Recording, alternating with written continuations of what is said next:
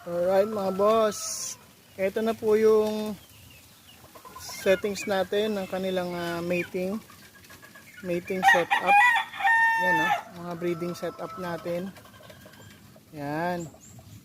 So ito yung nakuha natin ni Mayor Nene sa farm. Immortal Bulik. Yan. Allen Roundhead Bulik. Yan. Then i-breed natin siya dito.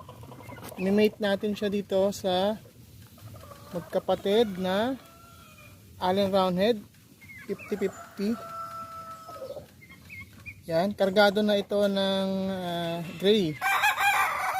Yung inahin na gray na nag-nick sa atin, na nagpanalo ang magkakapatid at ang tatay. Yan. So, kaya kargado to ng gray. 50-50 to sa pure Allen Roundhead.